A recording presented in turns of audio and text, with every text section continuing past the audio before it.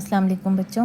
اچھا، پچھلی ویڈیو میں ہم نے جو ہے نظم حمد جو ہے وہ پڑھی تھی اور آپ کو بتایا تھا کہ حمد کون سی نظم کو کہتے ہیں اور اس میں شاعری کی کون سی صنف ہے اور اس کی جو ہے الفاظ کی وضاحت کی تھی اور اس کی تشریح کی تھی. اچھا، اس ویڈیو میں جو ہے ہم اس کے مشق کے سارے سوالات کریں گے جو بھی پوچھا گیا ہے.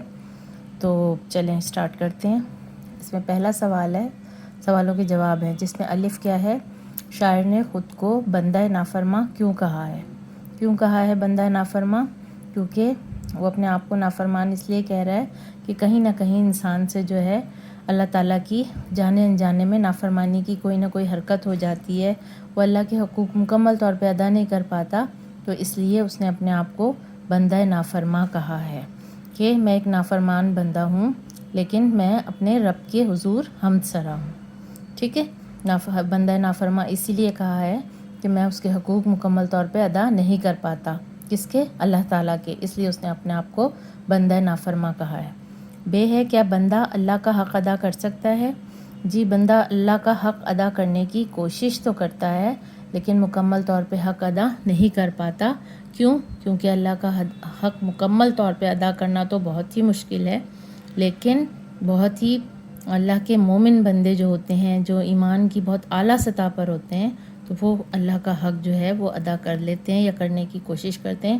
لیکن کہیں نہ کہیں انسان کیونکہ کمزور ہے، عمل میں کمی کوتاہی ہو جاتی ہے، تو اس لیے بندہ اللہ کا حق مکمل طور پہ ادا نہیں کر سکتا. سوال نمبر جیم کہ حمد کسے کہتے ہیں؟ حمد شاعری کی وہ صنف ہے جس میں اللہ تعالیٰ کی تعریف بیان کی جاتی ہے. ٹھیک ہے. دال، دوسرے، تیسرے اور چوتھے شعر کا مفہوم بیان کریں. دوسرا شعر کیا ہے ہم دیکھ لیتے ہیں. محرم بھی، اچھا، گو سب سے مقدم ہے حق تیرا ادا کرنا. گو سب سے مقدم ہے یعنی سب سے پہلے، سب سے آگے ہے حق تیرا ادا کرنا بندے سے، مگر ہوگا حق کیوں کر ادا تیرا. یعنی تیرا حق ادا کرنا تو ہم سب پر فرض کے اس میں ہے، لیکن ہم اتنے کمزور ہیں، ناتواں بندے ہیں کہ ہم تیرا حق مکمل طور پر ادا کر ہی نہیں پاتے. ٹھیک ہے. اس کے بعد پھر کیا ہے، کیا پوچھا گیا تھا؟ دوسرے، تیسرے اور چوتھے. ٹھیک ہے. اس کے بعد پھر کیا ہے؟ محرم بھی ہے ایسا ہی جیسا کہ ہے نامحرم. محرم کسے کہتے ہیں؟ رازدار کو. محرم بھی ہے ایسا ہی جیسا کہ ہے نامحرم، کچھ کہہ نہ سکا جس پہ یہاں بھید کھلا تیرا. یعنی ایسا رازدار ہے، اس کے ہر ہمارے راز سے واقف ہے، ہمارے دل سے گزرنے والے ایک ایک خیال گمان سے واقف ہے، لیکن اس کے باوجود جو ہے وہ ہمارے لیے کیا ہے؟ ایک نامحرم کی طرح ہے. ہم اس کی عظمت کو مکمل طور پہ نہیں جان سکتے، نہ پہچان سکتے ہیں. کچھ کہہ نہ سکا جس پہ یہاں بھید کھلا تیرا.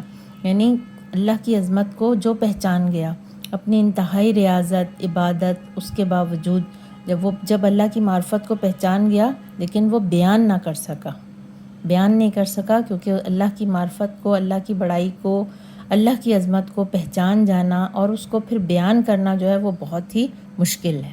اس کے بعد کیا ہے؟ جچتا نہیں نظروں میں یہاں خلعت سلطانی. خلعت سلطانی قیمتی لباس کو کہتے ہیں، بادشاہوں کے لباس کو کہتے ہیں. کملی میں مگن اپنی رہتا ہے گدا تیرا.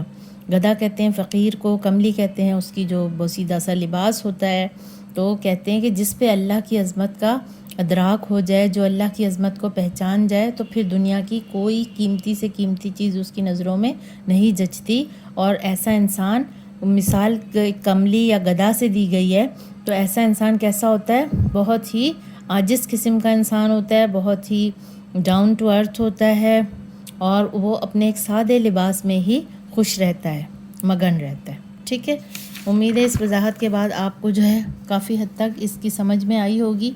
اس کے بعد ہم اگلے اس پہ چلتے ہیں کہ مندرجہ ذیل الفاظ کے معنی بتائیے. مقدم، مقدم کے کیا معنی ہیں؟ سب سے مطلب آگے کرنے والا کام، فرض کے درجے میں جو کام ہو اس کو کہتے ہیں مقدم. ٹھیک ہے.